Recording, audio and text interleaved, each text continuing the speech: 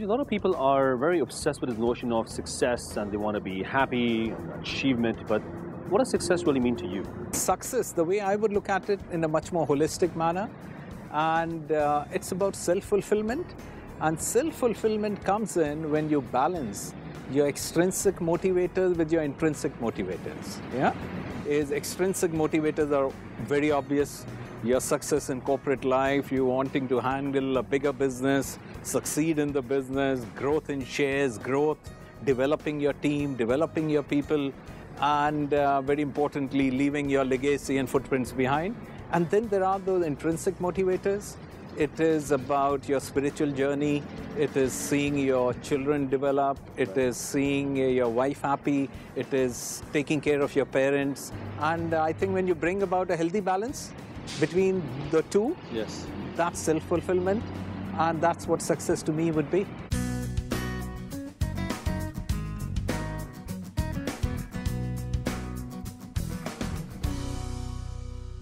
What were your early days like when you first joined the company? How was your experience? That was an exciting patch for Unilever in this part of the world, where it was basically setting up a new operation, and I was a part of the team. And so we really were building the organization, building the company.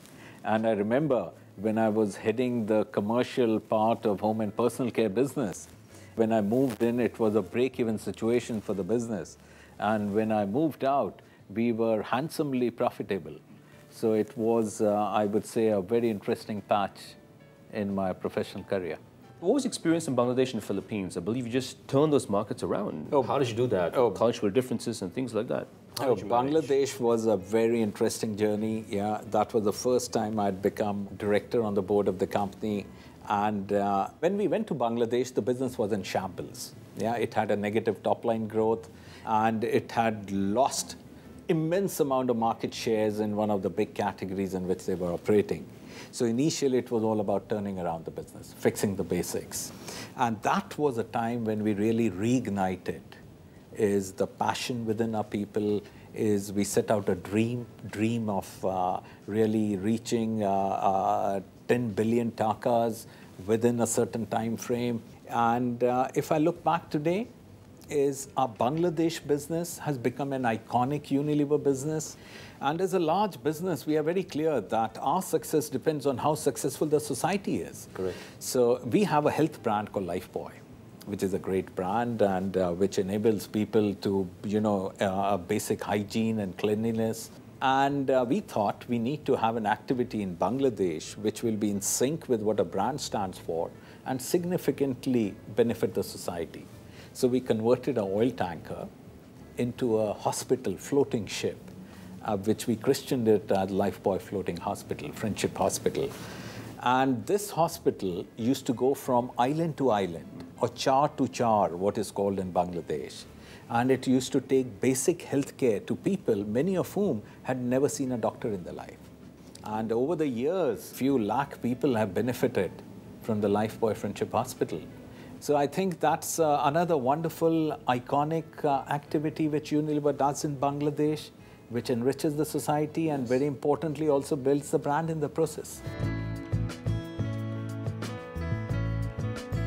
And after that, you went to Philippines? Then I went to Philippines. What was that experience? Philippines was again a very interesting experience. There we have a pretty old company. This was a company set up in 1920s and very reputed. But I think what I would look back is one of the greatest marketing victories we have had in Philippines, or I would say in Unilever's had in amongst various parts of the world, is in Philippines. If you look at Filipinos, they love the hair. Yeah, nice flowing hair, etc. And it is the biggest category. And in this category, we had 32% share, and our rivals had about 44% share. And within a year's time, we had turned the table. In the biggest category, we had 42% share, and our rivals had 34% share in shampoo. You turned it around, eh? Absolutely. This, I believe, is one of the greatest marketing victories we had. Again, I remain very proud of my Filipino team for what the wonders they did in that particular year. And in 2007, when we had this great marketing story, we of course won Unilever's award of Serve, Grow and Deliver, which is the award given to the best performing business in Asia, Africa, and Central Europe. So it went to Philippines. Amazing. Oh yeah, it's thanks to the team. I guess I was just one of the guys in the team.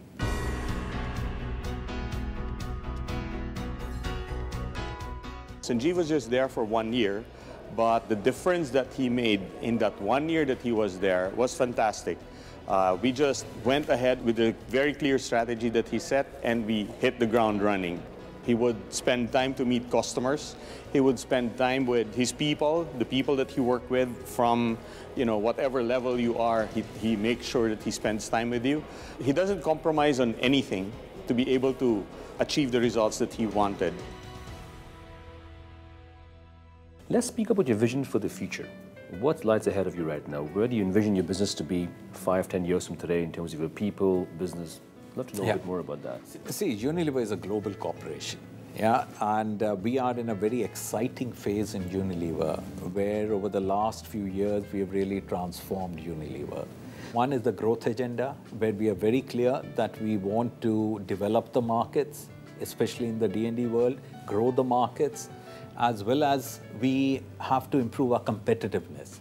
The other part of Unilever's agenda is sustainability.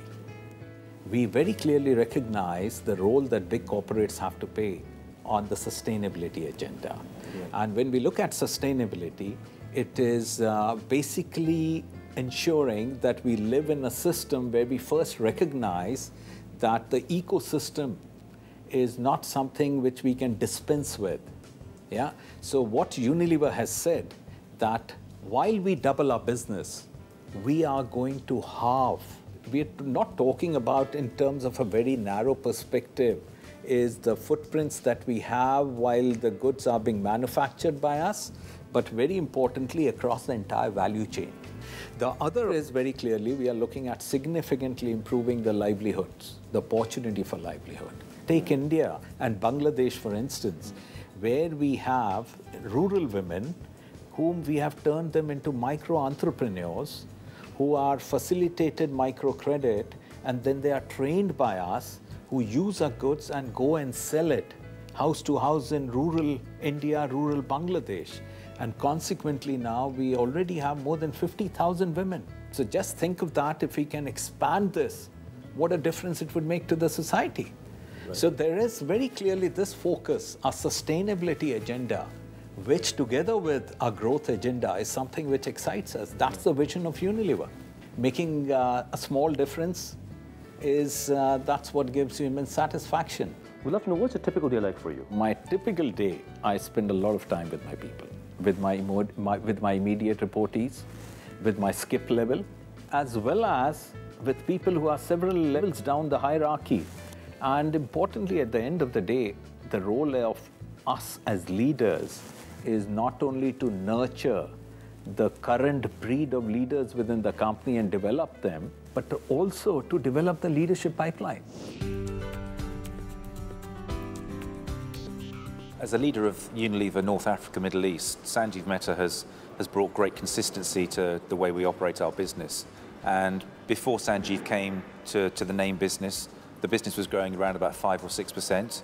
In his time as chairman, we've now doubled that. So in short, what Sanjiv has brought is a spectacular growth to a great business. I've been personally inspired by him. He's a person that really has a vast knowledge in every aspect of the business. It's quite impressive. And when you talk to him, you feel as if you are the most important person for him. As a boss, Sanjiv's great. I've really enjoyed the 3 years that I've worked for him. So in 10 years' time or 15 years' time, if ever Sanjiv had a job, I would be interested in working for him again. As I said, it's very rare for people, for chairmen in such high positions to care that much and to really have a heart.